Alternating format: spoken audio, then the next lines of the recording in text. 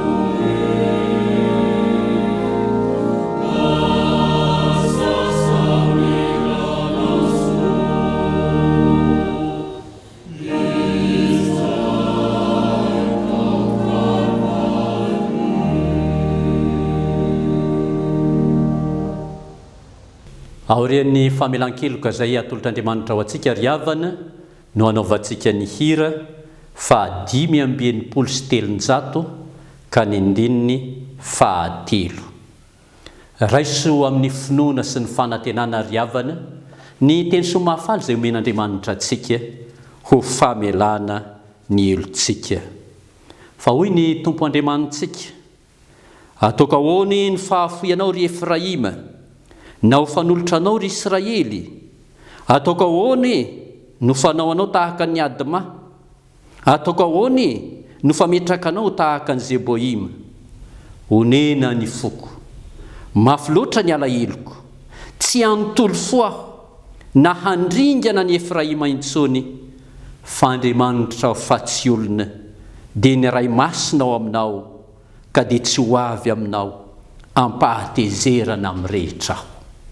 Ko amin'ny anaran'i Jesosy Kristy avy any Nazareta ao nanambarana aminao hoe voavela ny elokao noho ny fitiavan'Andriamanitra anao ao amin'ny Kristy. Amen. Sambatra ny olona izay voavela ny elony sy voasarona ny fahotany. Sambatra ny olona izay tsy isain'i Jehovah eloka ary tsy misy fitaka ny fanahiny. Amen.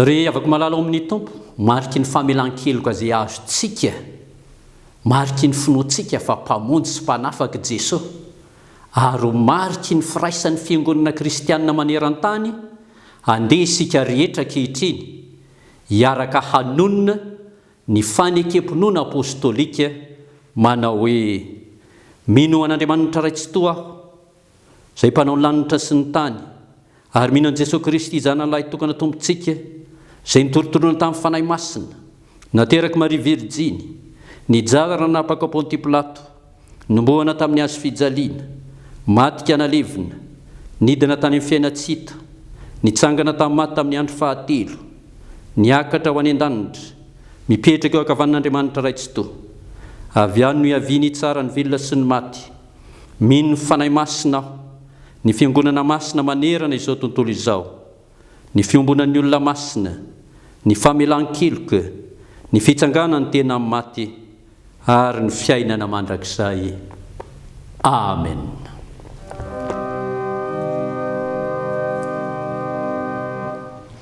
dia anterina riavana ny fiarabana sy ny firarian-tsoa ny fampahirezana antsika isatokantrano isam-baravarana no ny amin'izao maraim-baovao ny alahady voalohany amin'ny volana aogostra izao.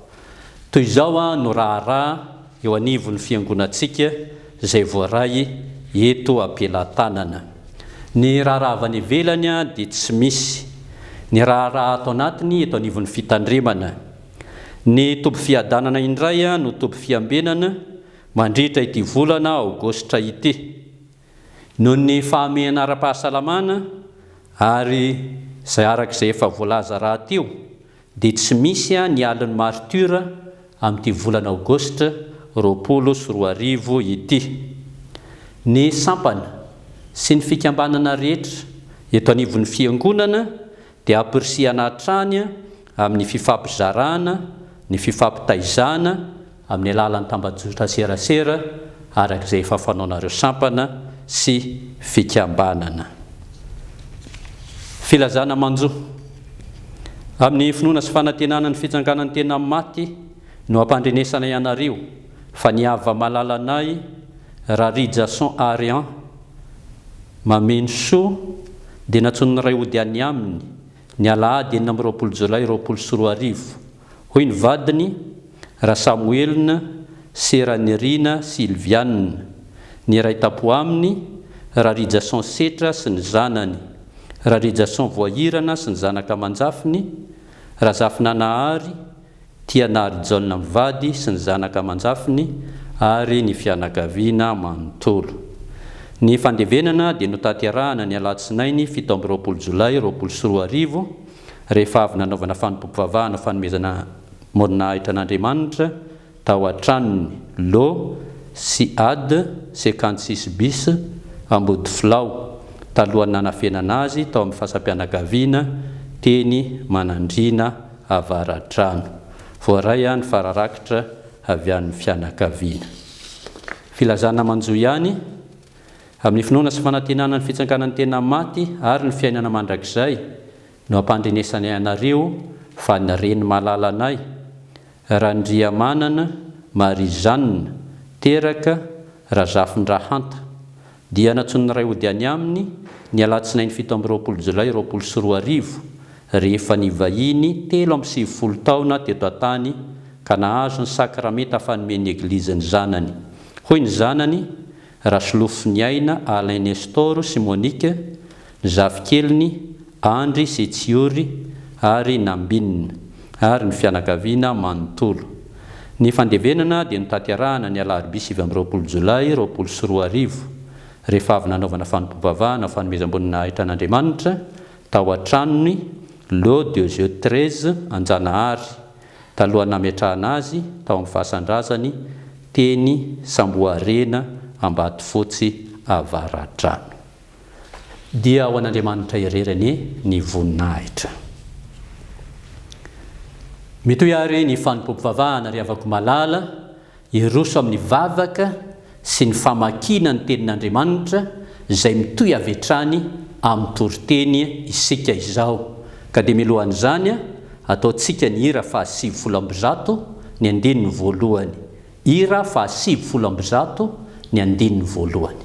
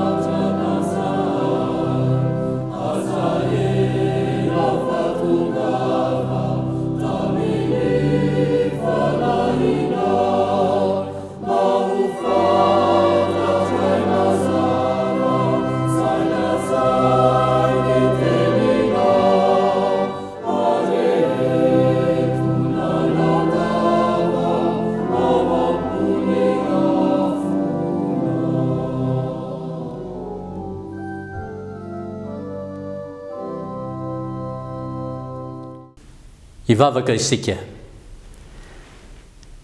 Tonga ny fotoana ankehitriny Andriamanitra hamakina sy hitoriana indray ny hafatry ny teninao, mangataka ny fanainao masina izahay, mba hitoetra aminay tsiraray avy, hanokatra ny fonay mba hitoerany teninao.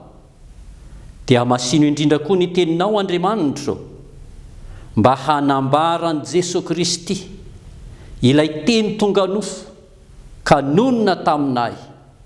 Amasino ny teninao, hitondra hery, aina vaovao, finoana sy fanantenana velona ho an'ny vahoakanao tsiraray avy. Dia amin'ny anaran'i Jesosy Kristy, lay tompon'ny teny, no hanononana izany vavaka izany. Amen. Hamaky sy hain'ny tenin'Andriamanitra isika ry havana, ny tenin'Andriamanitra izay hovakiana sady ho toriana avy hatrany amin'ity maraim-baovao ity, dia ny asan'ny apôstôly toko 20, ny 7:20 ka hatramin'ny 4:20.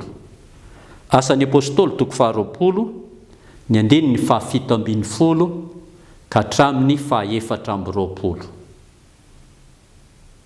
Rehefa niarana hita isika dia hovakiana amin'ny anaran'ny Tompo. Ary raha tany Milety Paoly dia naniraka ka ny Efesosy izy ka napaka ny loholon'ny fiangonana akany aminy.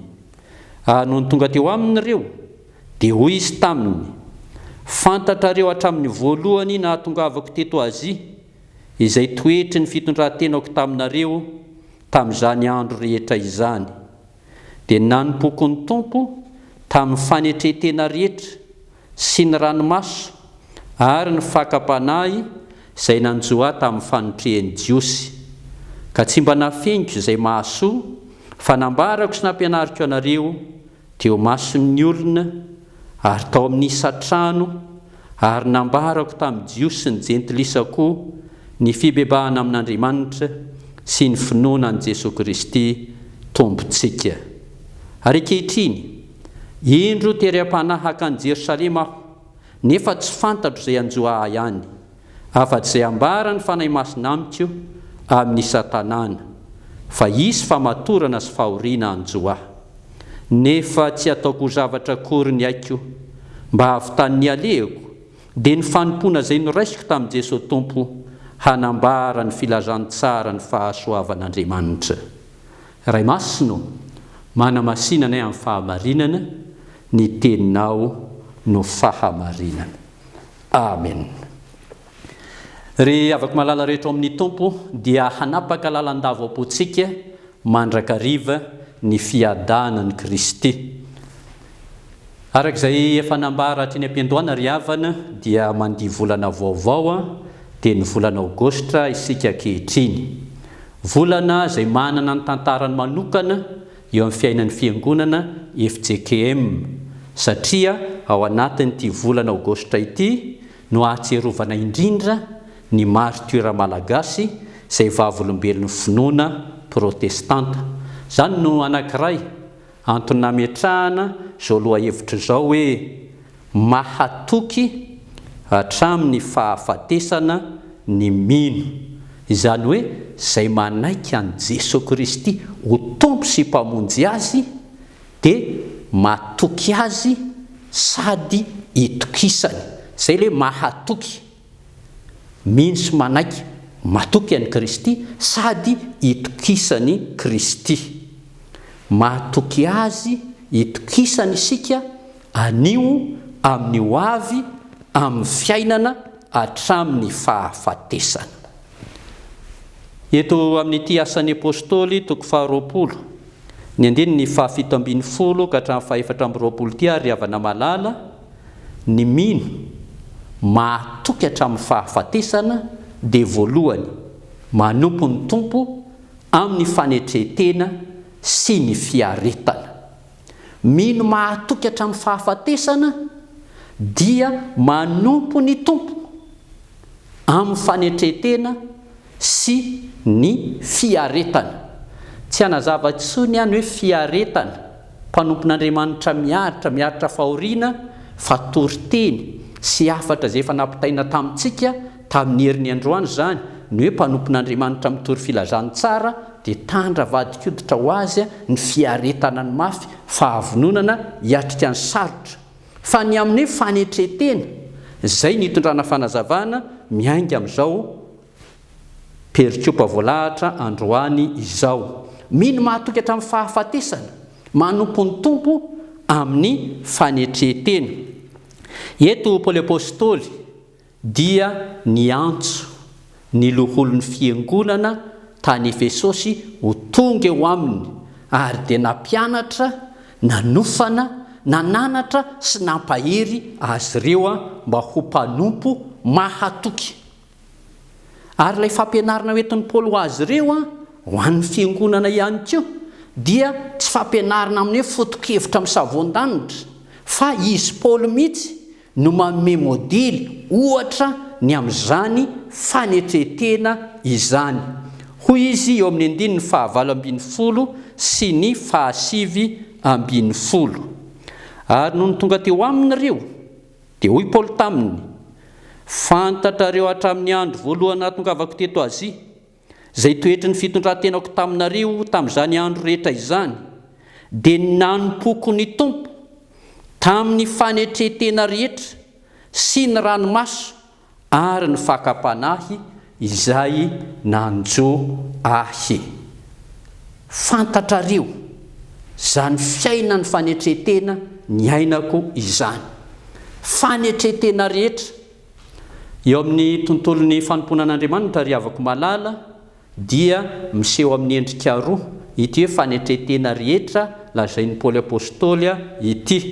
Ny endrika voalohany dia fanetretena eo anatrehan'Andriamanitra, fanetretena eo anatrehan'Andriamanitra, izany hoe fanekena ny sitrapon'Andriamanitra mihoatra noho ny sitrapon'ny tena, famelana an'Andriamanitra hiasa ao anaty, hibaiko ny fieritreretana, hibaiko ny fiteny, hibaiko ny fihetsika, hibaiko ny atao. Ary zany ny tena mpanompon'Andriamanitra mahatoky manetry teny eo ambanin'ny tana maherin'Andriamanitra ka mamela an'Andriamanitra hitarika azy amin'ny zavatra rehetra, ary tsy mihevitra izay lalaka izorana izy raha tsy tolora ny fanahy masina hevitra avy amin'Andriamanitra. Avelao Andriamanitra ry havana hiasa tsara ao amin'ny fieritreretantsika, ao amin'ny fikasantsika, ao amin'izay rehetra ataontsika, amin'ny fihetsika sy ny fitenitsika, dia tonga mpanompo mahatoky hatramin'ny fahafatesana isika. Hoy izy eo amin'ny 2:20 sy ny 3:20. Ary ankehitriny indro teram-panahaka any Jerosalema aho, nefa tsy fantatro izay anjoa any, afa-tsy izay ambara ny fanahy masina amiko. Izany hoe mandeha Paoly mitory filazany tsara, mampianatra, dia ny fanahy no manambara aminy, fanahy no mibaiko aminy ny hevitry ny fanahy, ny hitondrany ny tenany, hitondrany ny fanompony. Ny olona izay mihevitra mihoatra no Andriamanitra ry havana ary tsy mametraka tsara ny fieritreretany sy ny ataony araka ny sitrapon'Andriamanitra dia tsy manana fanetretena. Ary lazay ny soratra masina hoe miavonavona. Hoy ny Romanina 12:20, ny 9:7. Romanina 12:20, ny 9:7. Aza miavonavo-kevitra ka mihevitra mihoatra noho izay tokony ho heverina, fa mihevera izay onony araky ny ohatry ny finoana izay nozarain'Andriamanitra ho anareo avy. Izany hoe rehefa tsy manana fanetretena mamela ny fanahy masina hitarika sy hibaiko amin'ny hevitra sy ny lalako zorana, dia ambaran'ny soratra masina hoe miavonavona. Ka aza miavonavo-kevitra ka mihevitra mihoatra noho izay tokony ho heverina, aoka Andriamanitra no hevitra anao, ny lalana izoranao, izay rehetra ataonao omeo laka, azo bany eo amin'ny fisainana sy ny fieritreretana, eo amin'ny fiainanao manontolo. Andriamanitra dia ho mpanompo mahatoky hatramin'ny fahafatesana tokoa ianao. Ry havako malala rehetra ao amin'ny tompo, izao fotoan-tsarotra izao indrindra no tena hijorontsika vavolombelona iainy zany fitarihiny fanahy masina, fieverana arak'izay heveran'Andriamanitra atsika, hipetrahantsika tsara eo ambany fahasoavan'Andriamanitra ka haneketsika ny baikon'Andriamanitra amin'izay rehetra atao mba hahatonga antsika ho mpanompo mahatoky handray ny famonjena ary hahatanteraka ny fanompoana an'Andriamanitra. Ka dia manafatrafatra antsika hatrany ny soratra masina manao hoe koa amin'izany manetreteny eo ambanin'ny tana maherin'Andriamanitra mba hanandratany anareo amin'ny fotoanandro ary apetrao amin'ny fanahianareo rehetra fa izy no miahy anareo. Petera 1:5, 9, 7.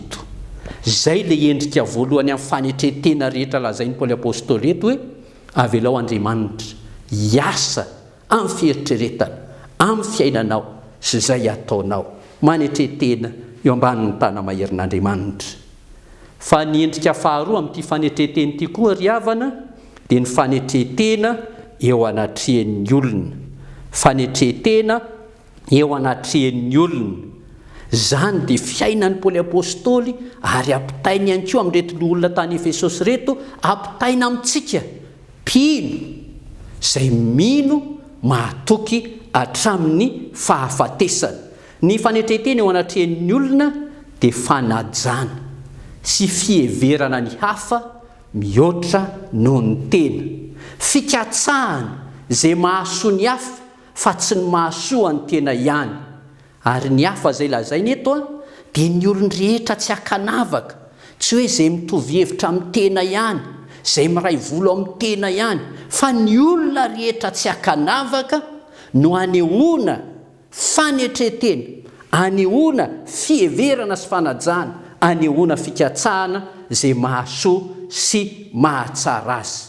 Ity fanetretena ao anatrehan'ny olona ity dia tsy asiana fizahatavan'olona sy fanavakavahana. Hoy ny 2:20 sy 2:20 amin'ity asan'ny apôstôly ity ihany. Ary ankehitriny indro efa tery hampanahaka any Jerosalema aho, nefa tsy fantatro izay anjo ahy any. Ary dia nandroso Paoly apôstôly ary milohan'izay hoy izy eo amin'ny 2:20, ka tsy mba nafeniko izay mahasoa, ka tsy mba nafeniko izay mahasoa, fa nambarako sy nampianariko anareo teo mason'ny olona tamin'ny isatrano, ary nambarako tamin'ny jiosy sy jentilisa koa. Nambara izay rehetra mahasoa amin'ny sokajin'olona maro samihafa, eny tamin'ireto jiosy izay manenjika azy reto aza, tamin'ny jentilisa ihany koa, tamin'ny olona rehetra tsy misy avakavaka. Hoy ihany Paoly apôstôly ry havako ao amin'ny Filipianina 2:4-5, aza samy hevitra ny azy ihany fa samy miany namany koa. Io Filipianina 2:4-5 dia mitohy amin'ilay fanetretenan'i Jesosy Kristy nidina ho mpanompo nanaiky hatramin'ny fahafatesana mba hamonjena sy hanandratana atsika.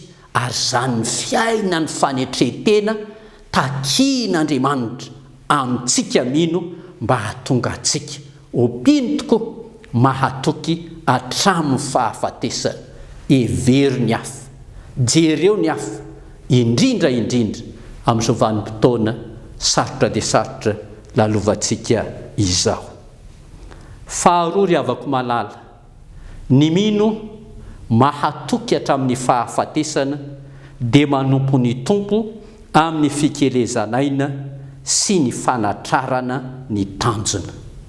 Manompo ny tompo amin'ny fikelezanaina sy fanatrarana tanjona.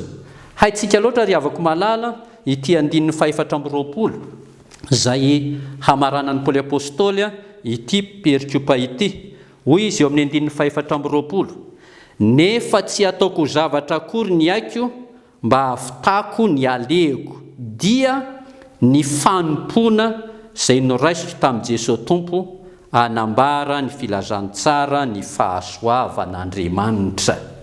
Izany hoe miezaka fatratra arak'izay tratry ny hery ary tsy manao ezaka anjambany fa mametraka fomba fiasa mazava ary manatratra tanjona. Lay fomba fiasa izay anehoana fikelezanaina dia io lefa voalaza teo amin'ny 2:20 ihany. Fomba fiasa nanehoan'ny Paoly apôstôly ny fikelezanaina mba hamonjena ny hafa dia mandeha foana izy mitory ny filazany tsara ny famonjena, mitety faharitany maro, ary rehefa tonga amin'ny toerana iray dia manangona ny olona na ny tompona andraikitra, mampianatra, mananatra, manofana ireny tompona andraikitra ireny. Avy io voalaza ito amin'ny 2:20 fa mitory sy mampianatra amin'ny olona maro, ary dia mamangy sy mitety isa-tokantrano, mandresy lahatra ihany koa ny jiosy ary mitaona ny jentilisa. Zay le fomba fiasa mazava azahoana manatanteraka ny fanimpona ary ny tanjona.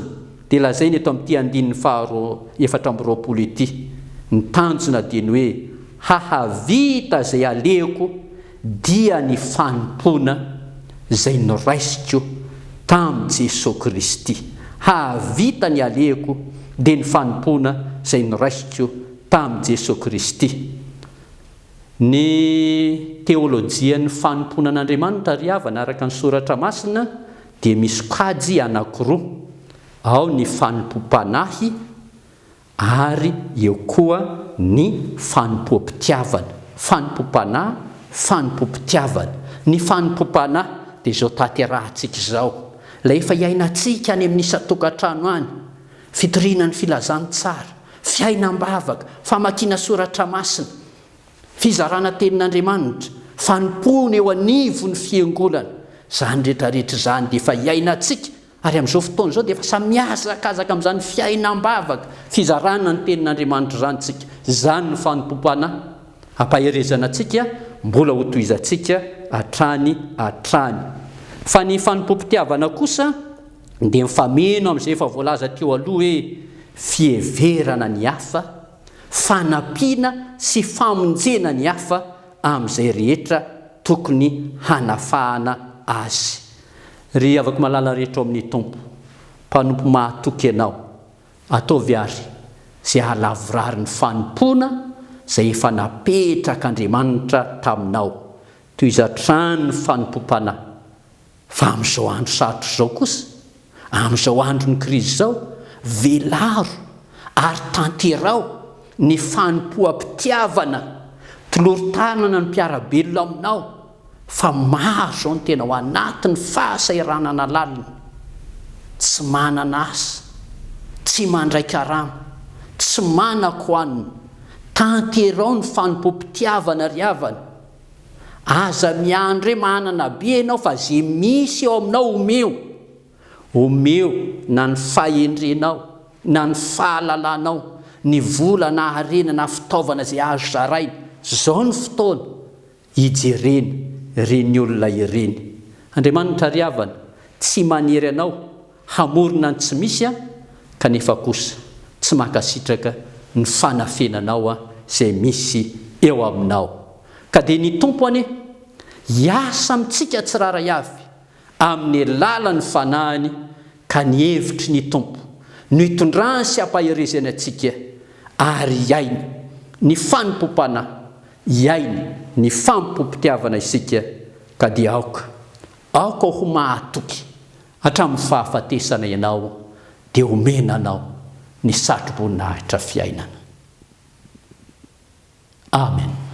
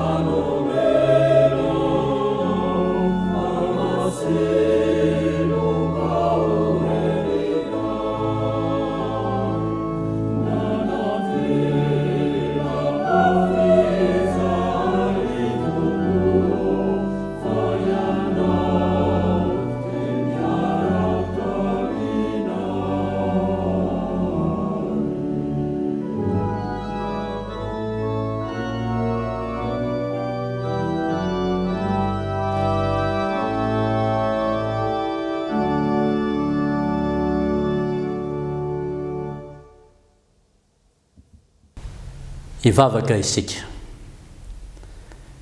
Isaoranay ianao Andriamanitro. Isaoranay ianao no ny hafatry ny teninao, izay mampijoro sy mampahery anay, mampianatra anay indrindra koa ho mpanompo mahatoky hatramin'ny fahafatesana. Mivavaka aminao ary izay Andriamanitro. Aoka hiasa mahery ao anatinay ny fanahy masina, ka ny teny izay renay dia ho tafalatsaka ao am-ponay, ho fiainanay, ary tsy hiverina foana ny aminao Andriamanitra raha tsy efa nahavita ny nanirahanao azy sy ambinina amin'ny lalany rehetra. Noho ny amin'ny teninao ary Andriamanitro, mivavaka izahay ho an'ny mpino rehetra maneran-tany, mba ho tefenao hanana fanetretena tokoa, fanetretena eo ambanin'ny tana maherinao Andriamanitra, fanetretena eo anatrehany olona ihany koa, fa izany no baiko ny teninao androany. Mivavaka izahay ny ampaherezanao ny mino rehetra mba hahatoky hatramin'ny fahafatesana, ka hiezaka sy hikely aina fantatra anatratra ny tanjona ny amin'ny fanomponanao. Eto indrindra koa Andriamanitro dia mahatsiaro izahay, mivavaka ho an'ireo tsy salama maro amin'izao vanim-potoana diavina izao. Misy ireo any amin'ny hopitaly, misy ny any amin'ny tokantrano, mangataka ny indrafonao izay ry Kristiô. Jereo amin'ny masonao feno antra izy ireny, tenindreo ny loharanona retina, meo azy Tompo, ery sy tanjaka ary fahasalamana. Ao koa ireo fianakaviana azo ny manjo, mivavaka izahay ho azy ireny Tompo, akekezo izy ireny, ampaherezo izy ireny, mefinoana sy fanantenana izy ireny, ka ianao ilay mahay manova ny fahoriana ho zary fifaliana no ampionina sy ampitraka ny fianakaviana tramanjo amin'izao vanim-potoana diavina izao. Mivavaka izahay ho an'ny fiangonanao dia ny FJKM trano vato faravohitra, taisy amasino izay asa fanompoana azo tanterahina mandritra izao fihiboana izao, na ny afatry ny teninao ampitaina isan'andro, ny fanompom-pivavahana isan'alahady, ny fifampaherezana sy fifampitaizana eo anivon'ny sampana sy ny fikambanana samihafa. Tahiry ny asa mpanompoana ireny, hitahiry ny finoanay tsy ho levona, ary ezahanay handray izay manandrify anay tsiraray avy, hanatanteraka ny fanomponanao. Dia jereo manokana Tompo, ny kristianina tsirairay avy, ny isa-tokantrano isam-baravarana, da eo amin'ny fitahim-panao aminao ny zanaka ity fiangonana ity, na ny eto an-tanin-drazana, na ny any ampitany ranomasina. Ianao hiaro azy ireny amin'ny ratsy, amin'ny loza sy ny aretina, ianao hitany fiaina ny andavanandro, ka ampahery azy mandrakariva amin'ny finoana sy ny fahatokinanao. Tsy ho an'ny mpino FJKM trano vato faravohitra ihany ny efa no angatahanay Tompo, fa ho an'izay rehetra manaiky anao Jesosy Kristy ho Tompo sy mpamonjy. Meo azy ny fiainam-pahatokinanao Andriamanitra, ahaizany manatanteraka ny fanomponanao, fanompom-panahy, fanompom-pitiavana, ka amin'izao vanim-potoana sarotra izao indrindra no andraisany ny olonao tsiraray avy ny teninao hijery ny hafa izay mila vonjy. Ary dia entinay mambavaka manokana eo anatrehanao Tompo, ny firenenay tsy miafina aminao, miariary eo ambany masonao, zao ady etrehana fahasairanana lalina manjo ny firenena izao.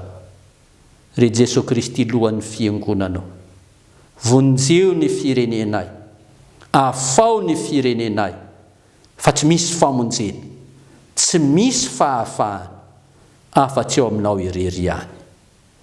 Izany ary no hantahantany fonay, tonononay amin'ny anaran'i Jesosy Kristy Tompo sy Mpamonjy, ary farananay amin'ilay vavaka nampianariny anay manao hoe: Rainay eo izay any an-danitra, ho amasinina ny eny anaranao, ho tonga ny eny fanjakanao, atao any eny sitraponao, ety an-tany tahaka ny eny an-danitra, meo anay ny anina sahaza ho anay, ary mamela ny elokay tahaka namelana izay meloka taminay. Aza mitondranay amin'ny fakapana, fa manafahanay amin'ny ratsy, hanao ny fanjakana sy ny hery, ary voninahitra mandrakizay. Amen. Dia misaotra an'Andriamanitra isika ry havako malala noho ny fahatanterahany izao fanompoam-pivavahana izao, ary dia manasanao sy manome fotoananao indray amin'ny heriny anio toy izao. Dia ary hamarana ny fotoana isika ry havako malala, ny hira fanampiny fa 430, ny andininy voalohany no ataontsika dia apetraka ny tsodrano. Hira fanampiny fa 430, ny andininy voalohany.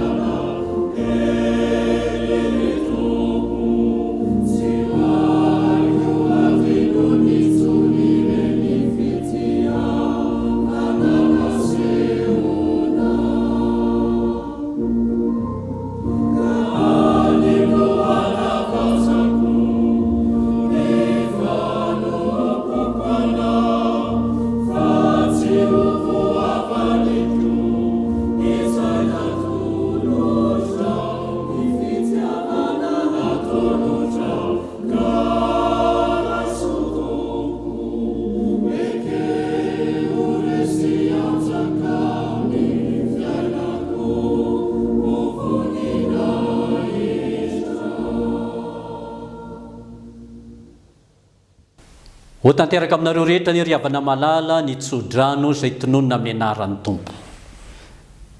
Ary Andriamanitry ny fiadanana izay nitondra an' Jesosy Tompontsika mpiandrondry lehibe hiala amin'ny maty, mitondra ny ranony fanekena mandrakizay. Izy any hahatanteraka anareo amin'ny tsara rehetra, hanao ny sitrapony, ka hiasa ao anatinareo izay akasitrahany eo masiny amin'ny alalan'i Jesosy Kristy. Ho azy ny voninahitra mandrakizay, ho aminareo kosa ny fampahirezana sy ny fiadanana. Amen. Dia ho an'Andriamanitra irerianany ny voninahitra amin'ny anaran'ny Ray sy ny Zanaka ary ny Fanahy Masina. Amen.